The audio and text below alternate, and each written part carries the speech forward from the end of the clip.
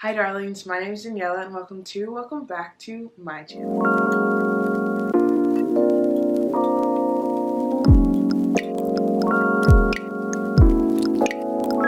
Video, I will be talking about Bridgerton season 2. I am so excited to be filming this video because Kate and Anthony are so special to me, and I have a lot to say because I watched this whole season in one day. So we're just gonna get right into it. Starting off with the Featheringtons. Featheringtons are kind of going through it this season. There was a whole incest plot which I was very disgusted by, and I don't understand why it was necessary. Like, I knew what was gonna happen as soon as the new Lord Featherington came and he wasn't ugly, but I still didn't want it to happen. These people are still in debt, and I just don't get like the reasoning for them. Featheringtons really are not important in the book, so all these storylines for them is like made up, and I don't know, it's boring. I really don't care about it, and I wish we had gotten more of Kate and Anthony instead of other storylines. Okay, next up I'm going to talk about the Queen, because she was kind of more prominent in the season to uncover Lady Whistledown, and honestly I get so annoyed with that storyline because it's just kind of dumb to me. Like, we don't need the Queen in here like that. Like, it's not fun to watch, if I'm being completely honest, and I would love for them to just not put that in there. I do think her choosing Edwina as her diamond of the season and then trying to like manipulate Edwina was like not really fair, and it just caused even more drama and stress for me as a viewer with that wedding, because it was like, oh my gosh, the Queen's gonna like kill her. Like, the Queen's gonna be so mad. So I don't really like the character of the Queen, but it's whatever. Next up, I'm going to talk about the storyline that I literally could care less about, which is Penelope and Eloise. From what it looks like, it sets them up for a really prominent storyline in season 3, which I'll talk about a little bit later. She annoys me. I do not like Penelope, but I did like her little like rendezvous with Theo. Like, I thought that was kind of cute, but she was just annoying with her feminist whatever. Eloise, I think she was just so obvious that she was Lady Whistledown that it was just kind of like, how are you surprised that people are going to find out? And also, like, she didn't hide herself very well, so I was just like, what are you doing? Penelope, her with Colin is honestly the saddest thing I've ever seen, because when Colin was like, you're Pen, you're my friend, I was like, oh no, that friend zone, that hurt so badly. That hurt so badly for me, because I'm rooting for Penelope and Colin. I know that they actually get together in the books, so I love them together, but that hurt me because this man is so oblivious. Even Miss Thompson, Marina, was like, you should be with people who like actually love you, and then he was like, okay, and then she was like, Penelope, and he was like, okay. Like, I need him to open his eyes to see and come to his senses that Penelope's literally in love with him. Okay, next up I'm going to talk about the mamas, which are Lady Danbury, Lady Violet, and Lady Mary. First thing I want to say is that Lady Mary literally did not play as important of a role as she did in the books, which made me really mad, because I actually really love Lady Mary as a mother, and she was just like such a loving mother to Kate and Edwina, and we just did not really see that. It kind of annoyed me. I feel like Lady Danbury kind of took her place, which was just kind of like unfair to me. I will say though, I love the Lady Danbury and Lady Violet duo. Their whole marriage season duo is so good, and I just love how they are so scheming, and they scheme and they come up with everything. I just love it so much. The scene where Lady Violet is mourning in the flashback scene, I thought was just so sad, because she was like, he was the air that I breathed and now he's gone. I was like, no. And then going back into the present, where Anthony and Violet are still talking about it, and he was like, you weren't there, like, you left me to be in charge of everything, and her finally realizing that and being like, I'm so sorry, like, you don't deserve that. Like, oh, I just love Lady Violet, and I love her relationship with Anthony this season. I feel like we got to see a lot more. We got to see like how they interact with each other since the death of Edmund, and how much pressure Anthony put on himself without even realizing it, and how Lady Violet didn't see how much pressure she had put on him as well. Lady Danbury, Queen as always, love her so much. I love Lady Danbury. I love how she plays the cards for everything. I really like that she was the dowager for Edwina and Kate. That was not in the book, but that was something that I actually liked. That addition was really fun, and so I really love Lady Danbury. I hope that she continues to play as important of a role in all the upcoming seasons as well. Next, I'm actually going to talk about Daphne. I do not like the character of Daphne because of what she did in season 1. If you don't know about that, you can watch my old video, or you can just search it up. But I think the way that they wrote her this season, I enjoyed. She was literally not in the book like this at all, so this was an addition that I really liked. But I did love that Daphne knew before anybody else. She was like, Anthony, let's be real, let's be honest, let's not act let's not act like that. And having that she called him out for it and was like, okay. And that scene when she was like Miss Edwina to Kate, oh my gosh, I was laughing so hard because like exactly their chemistry was off the charts, but I'm gonna talk about that later. But yeah, I love Daphne. I really, oh my gosh, I wish that Reggae was in just episode 3 for the Pow Mow scene. I think would have been so much fun because that scene in the book is just such an important scene, so not having him there kind of sucked. But I also feel like if he had been in this season, he probably would have had like a heart-to-heart conversation with Anthony because they both have like daddy issues low-key, and I feel like it would have been a really cool scene. But I also understand why Reggae like didn't want to come back on and didn't want to be stuck, and like also wasn't gonna get paid enough, so it's okay. Next up is Colin. First of all, okay, Colin has a special place in my heart because the actor that plays Colin, Luke Newton, I have loved him since I was literally a kid when I used to watch The Lodge on Disney Channel. That is so embarrassing, but I just love Colin. And so this season, first of all, why did he come back from his travels with that stubble? It looked so weird, and I was just like, I didn't really like it. But I really liked Colin's development this season, where he was like, I'm trying to figure out myself, and being such a great brother to Benedict and Eloise and Anthony. It was just really fun to watch Colin and his relationship with Penelope, because I think that they're finally going to develop something in the end with Lord Featherington. I thought that was really, really cool. So I love Colin, and I really can't wait to see what he does in the next season. And lastly, before I get into like the main characters, is Benedict. I was not the biggest Benedict fan after season 1. Like, I liked Benedict, but he wasn't like in my top characters. But I loved Benedict this season. First of all, he was hilarious. That whole scene where he took whatever drugs it was that Colin had and was just like, look at the candles, look at the lights, they're so beautiful, was so funny. I think him, you know, trying to figure out who he is so cute, and I love Benedict. He's such a fun character, and I have some hopes for season 3 or 4, whatever season they choose to do Benedict's love story, which I'll talk about in a little bit. Now we're going to talk about the 3 main characters of the season, which are Kate, Anthony, and Edwina. So I'm going to start off with Edwina and Kate's relationship. I really, really loved Kate and Edwina in the book because they were just really, really close sisters, and I hate the way that they made them in the show, because it literally was the worst trope ever of a guy in the middle of 2 sisters, and that is something I don't like to see. I don't like men ruining women's relationships. Like, I don't like that. Female friendship is so important, and sisterhood is so important, and sisters before Mr. It's like, please, I needed that to continue. And so I really, really didn't like the fact that they ruined their sisterhood because of Anthony. The relationship with Kate and Edwina, that was the storyline in the book. Like, he was trying to get with Edwina. It wasn't as far as it went. Like, the change of the plot and the storyline really made me mad because it just ruined so much of the amazing, amazing scenes and the relationships in the book that we had. And so I just didn't really like that. But I did think that Edwina and Anthony were cute. Like, their scenes made me just like, oh, it just warmed my heart. It wasn't the same chemistry and like sexual tension that Anthony and Kate had, but I think it was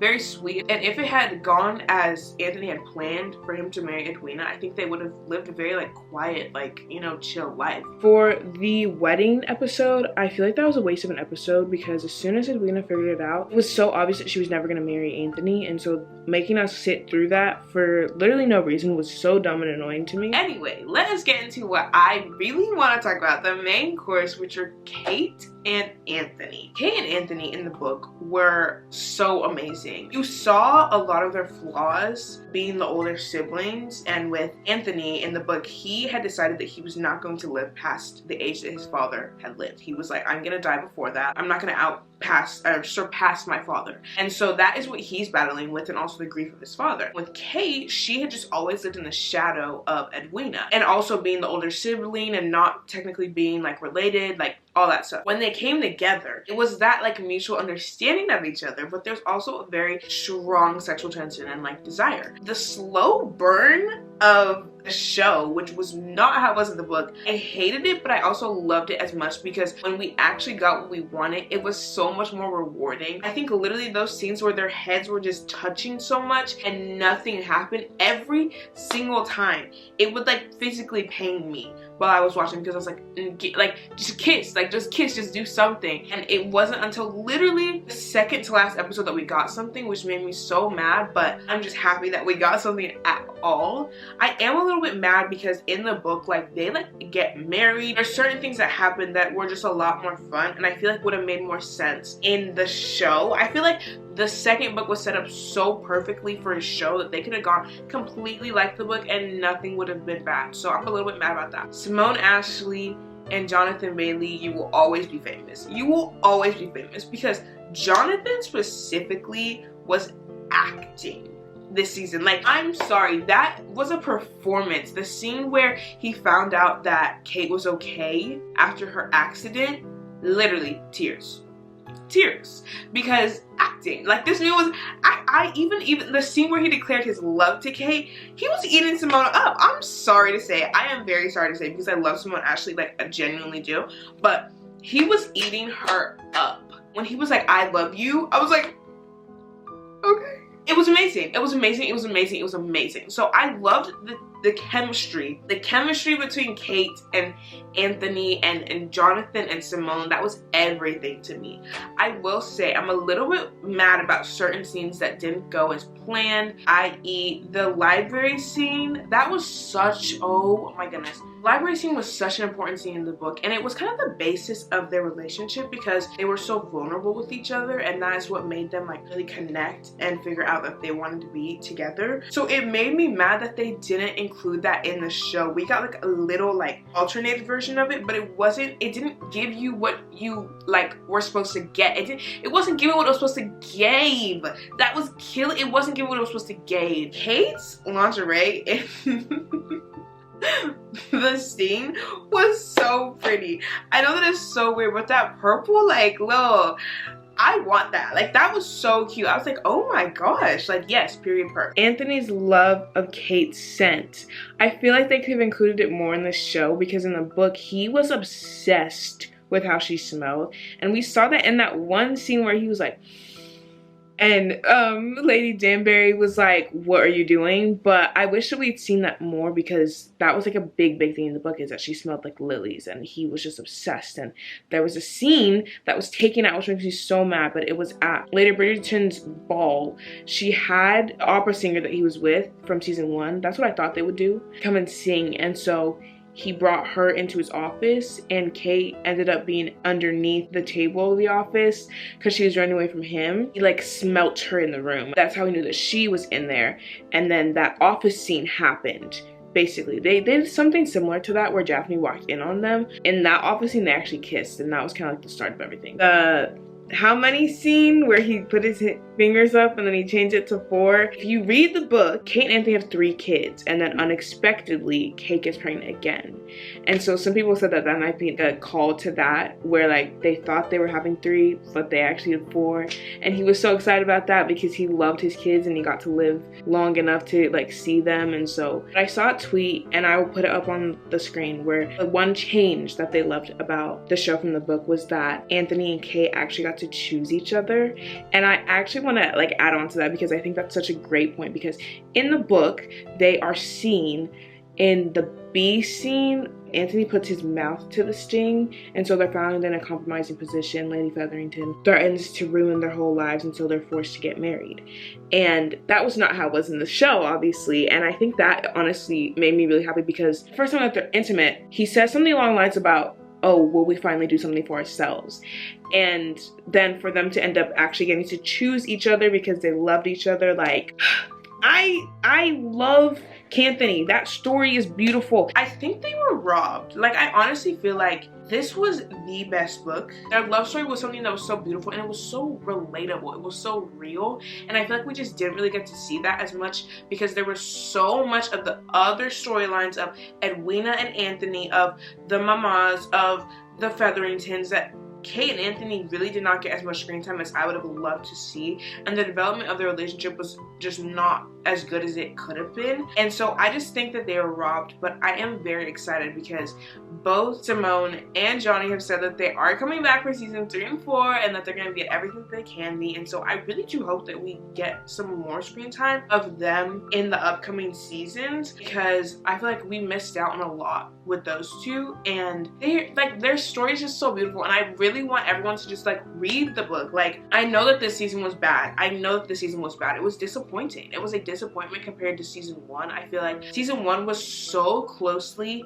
like resembled the book. After watching season 1 and then reading the book, I was like, yeah, I understand this. Season 2 was completely different. Like the writers, I'm sorry, Chris Van Dusen and whoever the writers are, let's stick with the book. Let's stick with the book. Like I didn't even get my favorite line, which is "You do something to me, Miss Sheffield." Like I didn't even get that. I need y'all to realize that like we are watching this because of the book series. There are certain parts of the book, there are certain aspects of the relationship and the building, and Julia Quinn put in the work, put in the hours to give you a story. Stop messing it up. So season 3, first of all, more Kate and Anthony. I need to see them more in love. I need to see a couple more intimate scenes. They deserve more. I feel like their whole season was not even about them, and that's just not fair to them. So more Kate and Anthony.